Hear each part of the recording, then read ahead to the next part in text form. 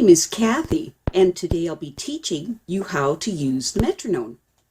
But before I do, I wanted to tell you that I have a great many videos now on many different topics, and so I've decided to make several different video playlists so that it's easier to find the videos of greatest interest. So please check out my playlist page. First off, what is a metronome? A metronome is a practical tool for musicians that produces a steady pulse or beat to help the musician play rhythms accurately. The pulses are measured in beats per minute, or BPM. Most metronomes are capable of playing beats from 35 BPM to 250 BPM.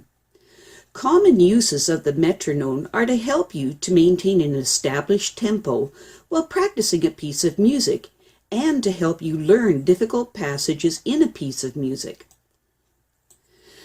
In the old days, a metronome used to be this pyramid-shaped device with a weighted arm that ticked at the appropriate time. And these used to be very hard to learn how to use because they were so quiet. When you were attempting to play with them, very often the sound of you playing your instrument drowned out the sound of the metronome, and it could get very frustrating. But in today's world, you have wonderful, free online metronomes that you can use. One great free metronome is by the online site of 8Note, and I highly recommend it, but there are many others. With these free online metronomes, you can turn the volume up on your electronic device so that the beat of the online metronome can actually drown out your own playing, and this is what you want. Or you can use headphones when using it.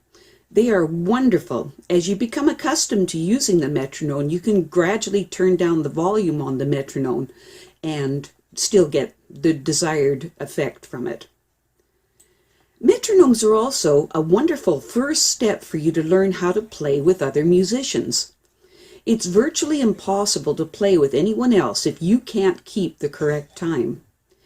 By practicing with a metronome, you will gain practice with playing with something else, and it will make the transition easier for you to play with others, which is always a lot of fun. Another use for a metronome is to tell you how fast a piece of music should be played.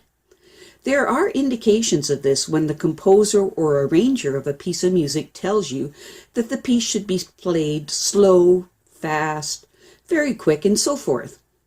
But what the heck does slow mean? What is slow? What is fast? In a lot of music, at the top corner of the piece of music, just above the actual first staves of music, is a little metronome indicator stating that each quarter note equals, for example, 120 beats per minute, BPM, or each half note equals 60 BPM, depending, and so forth. These are more precise indicators of what slow, fast, moderate, or quick actually means. The first step in metronome use is to understand time signatures. Time signatures are found at the beginning of a piece of music after the clef and key signature. Time signatures consist of two numbers. The top number indicates the number of beats in a measure, while the bottom number indicates the value of that beat. Most often you'll see a 2, 3, 4, or 6 beats per measure as the top. The beat values are commonly half notes. The bottom number of the meter signature would be a 2, or a quarter note, which would be the bottom note indicator would be a 4. Some common examples of simple time signatures are 4/4 time. This means there are 4 quarter notes per measure. 3/4 time. This means there are 3 quarter notes per measure. 2/2 time. This means that there are 2 half notes per measure. Less easily understood time signatures are those with dotted notes that are the beat. These are called compound time signatures. Some common examples of compound time signatures are 6/8 time And what this means, there are 2 dotted quarter notes per measure, or 6/8 notes. Or 9/8 time. This means there are 3 dotted quarter notes per measure, or 9/8 notes.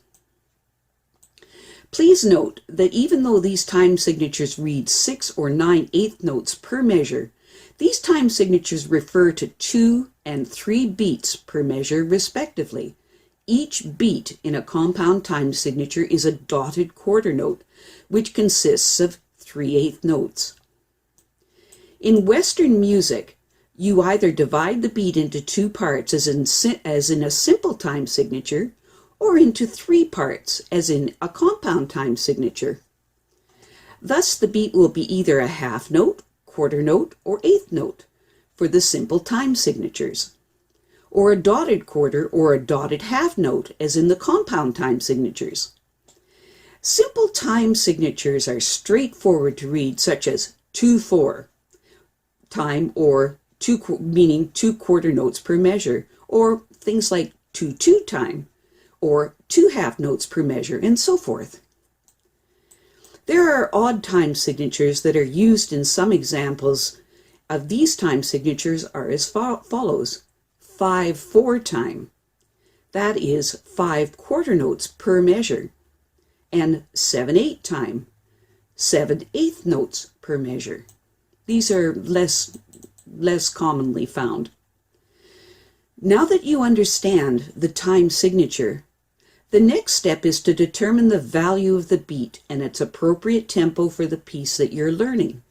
For example, your desired tempo might be quarter notes equals 120 BPM, or beats per minute. This is quite fast, and you may notice that if you sway from it, rushing it means unintentionally getting faster, or drag, meaning unintentionally getting slower. However, the metronome will give you the accurate pulse you need to help you stay on track. At other times, the metronome is there to help you play music that has a difficult passage in it, or several difficult passages. In this situation, what you find is that most of the piece is relatively easy to play, except for a few measures in it. When faced with a challenging passage, practice the problem area at a slow tempo that allows you to play all of the notes without mistakes. As an example, you might start practicing this difficult passages at quarter notes equal 78 BPM. Then click the metronome up a few notches, usually 2 notches at a time is what you do, and try the passage at the slightly faster tempo. If you can execute the passage 5 times in a row without making mistakes, you can then notch the metronome up a couple of more notches and repeat this process. Keep notching up the metronome until you can execute the difficult passage at the proper tempo. As you can see, it's well worth your while to take the time to learn to use the metronome. And if you're having regular issues with keeping accurate time, it can prove invaluable.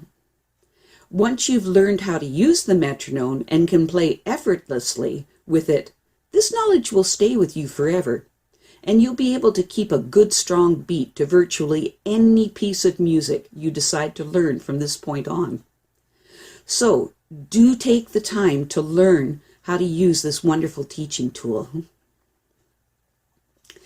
I have a great many videos now on many different topics, so I've decided to make several different video playlists so that it's easy to find the videos of greatest interest. So please check out my playlist page. Well, that's it for now.